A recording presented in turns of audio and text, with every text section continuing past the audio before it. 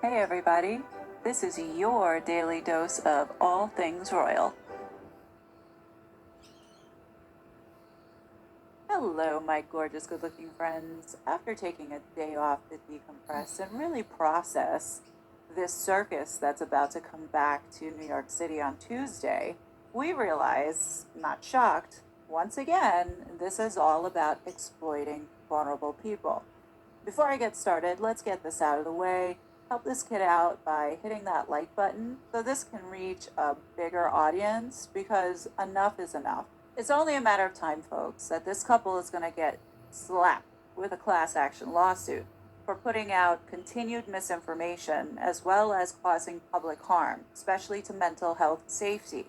And what I mean by that, let's get into what they are discussing and then also expose why these two are complete frauds. Bear with me on reviewing this article. Many of you have seen it 1,000 times over, but I want you to understand how manipulative this is and dangerous. So it says here Meghan Markle and Prince Harry will mark World Mental Health Day in New York City next week. People exclusively reveals, which means that Meghan and Harry had given people this story for them to put out.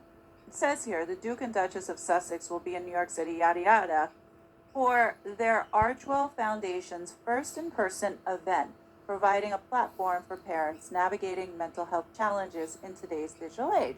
So when you read that, you're led to believe that it's Archwell that is putting on this show, and it's their first ever event, aka Summit.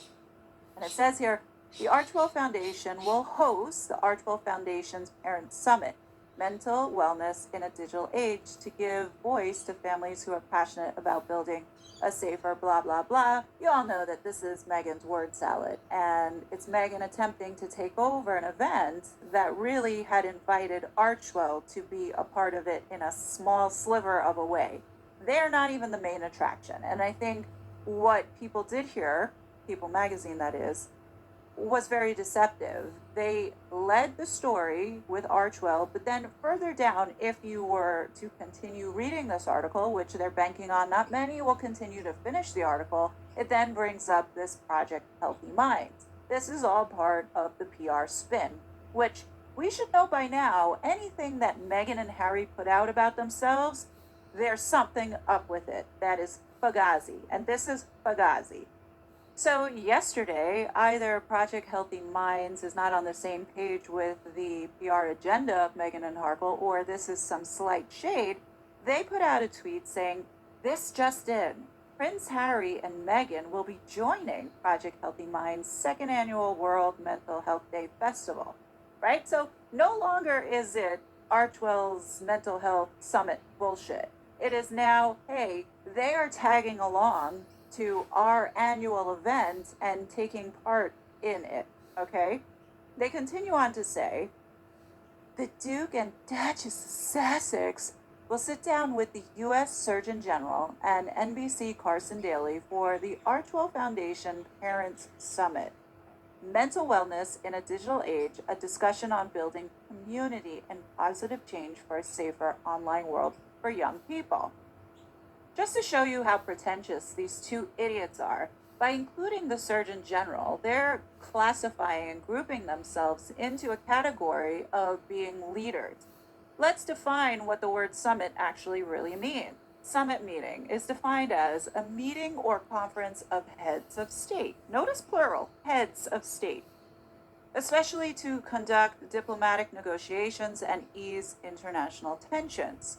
Also, it could be stated as any meeting or conference of top level officials, executives, etc. Well, I only see one top executive, which is the US Surgeon General. Meghan and Harry are nothing but celebrities who have made zero impact on any community around the world. Why don't we knock Megs down a couple pegs and call this what it is? This is just a session within this event that's being held by Project Healthy Mind. What's so sad and pathetic about Meghan and Harry is they continue to see themselves as these global leaders on the same wavelength of William and Catherine. Meghan and Harry are the two most shady people I've ever come across. And what is bad for the people who associate with them exposes their grift. So let's get into this Project Healthy Minds and exposing what this is really all about. Don't be surprised if all of this leads back to making money.